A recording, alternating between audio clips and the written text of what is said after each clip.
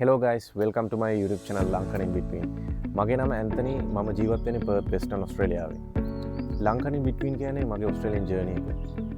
ඉතින් මම මේ channel එකෙන් ඕගලන්ට ගේන්න හදන්නේ මගේ in between experience එක through nature, culture exposure එක, ඒ වගේම travel stories, flavors එක, life එක හොයාගෙන යන විදිය. ඉතින් අපේ ලංකන් roots ඔස්ට්‍රේලියන් vibe එකත් එක්ක එකතු කරලා unique experience එකක් මම අරන් එන්න බලාපොරොත්තු වෙනවා. ඉතින් ලංකාව වගේ පුංචි රටක ඉඳලා ඔස්ට්‍රේලියාව වගේ ලොකු රටකට ආවම මාර වෙනසක් දැනෙනවා.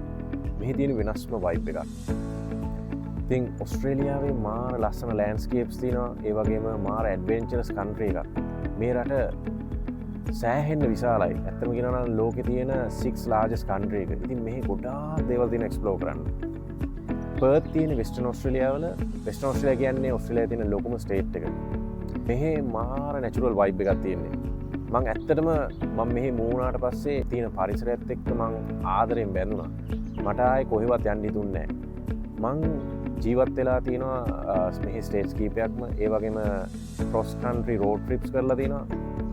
ඉතින් මං අන්තිමට ආපු තැන තමයි පර්ත්. ඉතින් මගේ හිත මෙහි නැවතුණා.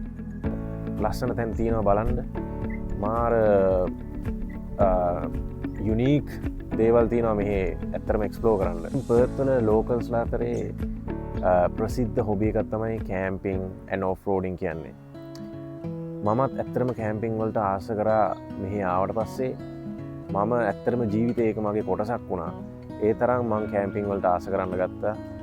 මොකද මෙහි ලස්සන කැම්පින් ස්පොට්ස් තියෙනවා මුළු ස්ටේට් එක පුරාටම.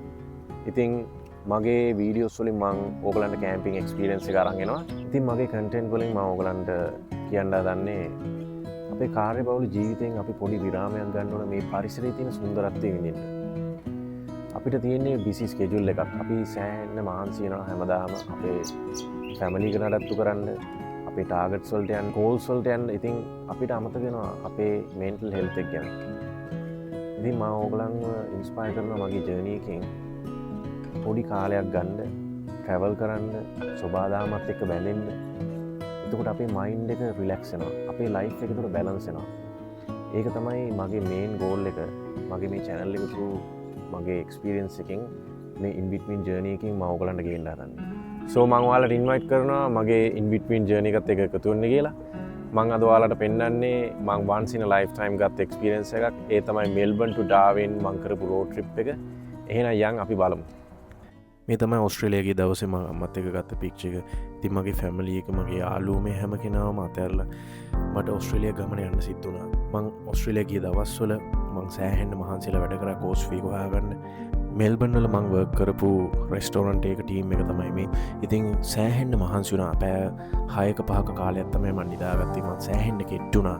ඉතින් මමයි මගේ යාළුවෙකු තීරණය කරා අපි PR පාත් එක හදාගන්න, අපි ඩාවින් වලට මූව් වෙනවා කියලා. ඉතින් අපි ඇත්තටම ෆ්ලයි කරන්නේ නැතුව රෝඩ් ට්‍රිප් එකක් යන්න තීරණය කරා. ලයිෆ් එකේ මං ගත්ත most important decision එකක් කියලා කියන්න පුළුවන්. මෙල්බන් ඇවිල්ලා සෙමෙස්ටර්ස් දෙකක් කරලා හැමදේම අතහැරලා ආයේ ඩාවින් වගේ රූරල් ප්ලේස් එකකට මූව් වෙනවා කියන එක. ඉතින් මෙල්බන් ඉඳන් ඩාවින් වලට කිලෝමීටර් 3763ක් තියෙනවා. 4-day trip එකක් තමයි ප්ලෑන් කරේ. Adelaide, Coober Pedy, Alice Springs, Tennant Creek and Darwin. ඇත්තම කිව්වොත් guys මෙල්බන් to ඇන්ටාර්ක්ටිකා ළඟයි. ඇත්තටම මෙල්බන් to ඩාවින් වලට ඩ්‍රයිව් කරනවට වැඩිය. ඒ තරම් long journey එකක් මේක. ඉතින් අපි හොඳට prepare වෙලා අපි තීරණය කරා let's take this risk and let's make it an adventure. ඉතින් අපි ජර්නි එක ස්ටාර්ට් කරා ඇඩ්ලේඩ් එක රැයක් ඉඳලා ඇඩ්ලේඩ් to කූපර් පීඩි යන ගමන් ගත්ත ක්ලිප් එකක් තමයි මේ. ඉතින් කිලෝමීටර්ස් ගානක් එහාට යනකම් කිසිම ටවුන් එකක්, කිසිම පෙට්‍රල් ෂෙඩ් එකක් නැහැ. තනිකර කෙලින් පාර කිලෝමීටර්ස් ගානක් යනකම් ඉතින් කිසිම වාහනයක් පාරේ පාස් වෙන්නේ නැහැ පැය ගානකට. අර රූරල් ගතියක් දැනෙන ඔස්ට්‍රේලියා කොච්චර විශාලයිද කියලා ඇත්තටම හිතෙනවා. ඉතින් මේ වගේ රෝඩ් ට්‍රිප්ස් කරනකොට අනිවාර්යෙන් හොඳට ප්‍රිපෙයාර් වෙන්න ඕන. එක්ස්ට්‍රා පෙට්‍රල්, ඒ වගේම ස්නැක්ස් වගේ දේවල් අරන් යන්න ඕන. ඉතින් මේ වගේ ට්‍රිප් එකක් යනකොට අනිවාර්යෙන්ම වාහනේ ඩබල් චෙක් කරන්න ඕන හැම දෙයක්ම හරියටම තියෙනවද කියලා.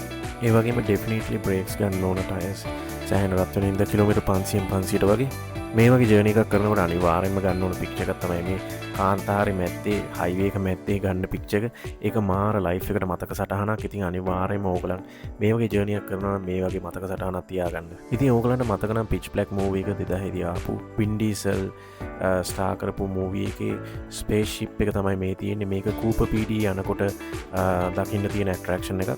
ඉතින් හරියටම සන්සෙට් එක වෙලාවට අපි කූපර් PD රීච් කරනවා. කූපර් PD කියන්නේ ඔස්ට්‍රේලියාවේ ඔපල් කැපිටල් එකේ පොපියුලේෂන් එක 2000ක් විතර වෙනවා. ඉතින් මේක තමයි most remote town in northern south Australia. ඉතින් මේක ඇත්තටම ඔපල් ඩිස්කවර් කරන්නේ 1915. 1960 local government එක විසින් මේක ඔෆිෂියලි මියුනිසිපැලිටි එකක් හැටියට රෙකග්නයිස් කරනවා.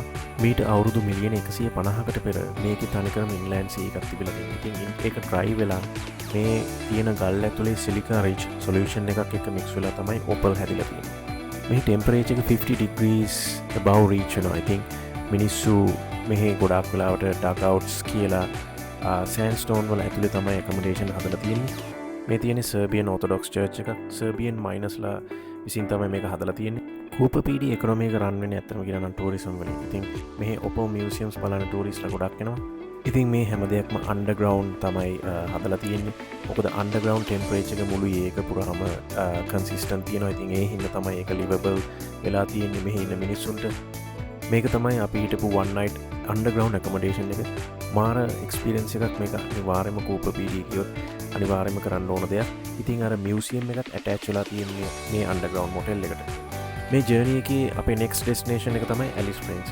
හරියටම South Australia and Northern Territory board එක තමයි මේ. ඉතින් drive එක කරගෙන යනකොට අපි දැක්ක ලස්සන දර්ශනයක්. එක බලාකුලකින් වැස්සක් වහිනවා. කිලෝමීටර් ගාණක් එහාට ඒක දුරින් පේනකොට ඇත්තටම නිකන් මිරකල් එකක් වගේ. ඉතින් මාර ලස්සන natural scene එකක් අපි capture කරගත්තා. මේ ජර්නි එකේ ඊළඟ නැවතුම Alice Springs අපි දවල් වෙනකොට reach කරනවා. ඇත්තටම කියනවා නම් මේක heart of Australia තියෙන town එකක්. Alice Springs ගොඩක් famous. ඒ තියෙන red desert landscapes වලට ඒ වගේම world famous උලරු රොක් එකට යන්නේ Alice Springs හරහා. මේක ඇත්තටම ලොකු ටවුන් එකක්. මේකේ population එක 30000ක් විතර ජීවත් වෙනවා. ටෙම්පරේචර් ගැන කිව්වොත් සමයකට 38 to 45 degrees, ඒ වගේම winter එකට 18 to 22 degrees වෙනවා. සමහර දවස්වල winter එකේ 0 degrees වලටත් drop වෙන්න පුළුවන්. Alice Springs කියොත් අනිවාර්යයෙන්ම යන්න ඕන place එකක් තමයි Anzac Hill එක. මෙතන ඉඳන් අපිට හිතා ගන්න බැරි මාර ලස්සන view එකක් තියෙන්නේ. ඉතින් මේ පේන්නේ McDonnell Ranges එකේ mountain range එක. අර දුරින් පේන්නේ Alice Springs town එකේ main ස්ට්‍රීට් එක. ඔස්ට්‍රේලියාවේ ලීගලි වැඩිම ස්පීඩ් ලිමිට් එකක් තියෙන ස්ටේට් එක තමයි Northern Territory කියන්නේ. ඉතින් මේ ස්ටුවර්ට් හයිවේ එකේ 130ට ස්පීඩ් ලිමිට් එක තියෙනවා. Alice Springs ඉඳන් ඩාවින් යනකොට තව හම්බෙන එක ඇට්‍රැක්ෂන් එකක් තමයි Devil's Marbles කියන්නේ. ඔස්ට්‍රේලියන් ඉන්ඩිජිනස් ලගේ සේක්‍රඩ් සයිට් එකක් හැටියට මේක හඳුන්වනවා. මේ ගල්වල ෆෝමේෂන් එක හැදිලා තියෙන්නේ මීට අවුරුදු බිලියන 1.7කට කලින්. වෙද ඉරෝෂන් එකත් එක්ක. ඉතින් මේ අද දකින ගල්වල ෂේප් එක හැදිලා තියෙන්නේ එහෙම තමයි. ඩාවින් වලට ලං වෙනකොට ඔස්ට්‍රේලියන් බුෂ්ලෑන්ඩ් එක තියෙන පාර දෙපැත්තේ මේ විදිහට ගොඩක් පේන්න ගන්නවා. පරිසරය ටිකක් වෙනස් වෙනවා. ග්‍රීන් ගතිය ටිකක් වැඩි වෙනවා. මේ වගේ දිග රෝඩ් ට්‍රිප් එකක් කරනකොට දකින්න හම්බෙන තව නැචරල් සීන් එකක් තමයි මේ වලාකුළු පාරට පහත් වෙලා වගේ තියෙන එක. මේක මාර ලස්සන දර්ශනයක්. ඩාවින් වලට කිලෝමීටර් 600ක් විතර දුරින් තියෙන ඔස්ට්‍රේලියන් අවුට්බැක් එකේ අයිකොනික් පබ් එක තමයි Daily Waters පබ් එක කියන්නේ. ඔස්ට්‍රේලියාවේ most rural traffic light එක තියෙන්නේ මේ පබ් එකේ ඉස්සරහා. 1930 දී තමයි මේ පබ් එක බිල්ඩ් කරලා තියෙන්නේ. Second World War එකේ key stopping point එකක් වෙනවා American and Australian Air Force එකට. මොකද මේකේ ළඟ airfield එකක් තියෙන නිසා. ඉතින් මේක serve කරලා තියෙනවා 1926 දී Qantas refueling stop එකක් හැටියට. ඉතින් මේ pub එකේ තියෙන famous feature එක තමයි මුළු walls පුරාවටම travelers ලගේ memorabilia එකත් එක්ක decorate වෙලා තියෙන එක. ඩාවින් යන්න කලින් අපි පොඩි රෙස්ට් එකක් ගන්නවා Daily Waters pub එකේ. ඉතින් ඕගලන් මේ ජර්නි එක කරනවා නම් අනිවාර්යයෙන්ම නවත්තන්න ඕන තැනක් තමයි Daily Waters pub එක කියන්නේ. ඉතින් මෙතන explore කරන්න මාර ලස්සන vibe එකක් තියෙනවා travelerස්ලාට. ඉතින් guys next day morning වෙනකොට අපි ඩාවින් වලට reach කරනවා. ඇත්තටම දවස් 4න් කරන trip එක අපි දවස් 3කින් ඉවර කරනවා. අපි කැතරින් වල හරි Tennant Creek වල හරි නවතින්න හිටියා. නමුත් අපි නවතුන්නේ නැහැ. අපි එක දිගටම drive කරා ඩාවින් එක. ඉතින් මේ ජර්නි එක ඉවර කරාම අපිට මාර සතුටක් දැනුනේ. අපි කොහොම හරි මේ ඇඩ්වෙන්චර් එක කරා කියලා. ඉතින් guys ඩාවින් වල මගේ Australian Outback life එක තව ලස්සන වීඩියෝ එකකින් මම ඔයාලට අරන් එන්න බලාපොරොත්තු වෙනවා. මේ තාක් දුරට මම දැකලා තියෙන ලස්සනම sunsets තියෙන්නේ ඩාවින් වල කිව්වොත් මං හරි. ඒ තරම් ලස්සන color complexion එකක් තියෙනවා මෙහි තියෙන sunset එකේ. ඉතින් මාර ලස්සන vibe එකක් තියෙන sunset එක වෙලාවට. මෙහි තියෙන්නේ මාර peaceful and calm vibe එකක්. ඒවගේ මං ගොඩාක් ආස කරා මෙහි තියෙන ස්ලෝ ලයිෆ් ස්ටයිල් එක. ඉතින් ඩාවින් කියන්නේ මගේ ජීවිතේ ලස්සන අත්දැකීම. So guys මම ඔයාලට කියන්නේ රිස්ක් එකක් ගන්න ලයිෆ් එකේ opportunities grab කරගන්න. මේ වගේ ජර්නීස් කරන්න. එතකොට තමයි ලයිෆ් එක ලස්සන වෙන්නේ, ලස්සන මතකයක් නැති වෙන්නේ. ඉතින් ලංකන් in between මේ ජර්නී එකේ තේරුම තමයි ඒක. It's about the stories, moments and the memories we create in this journey. So don't forget to enjoy life and follow your dreams. So එන්න මාත් එක්ක එකතු වෙන්න මගේ in between journey එකත් එක්ක. ඔයා මේ වීඩියෝ එක enjoy කරා නම් ඒ වගේ මේ වගේ දේවල් වලට ආසයි නම් like කරන්න, subscribe කරන්න, මගේ in between journey එකත් එක්ක එකතු වෙන්න.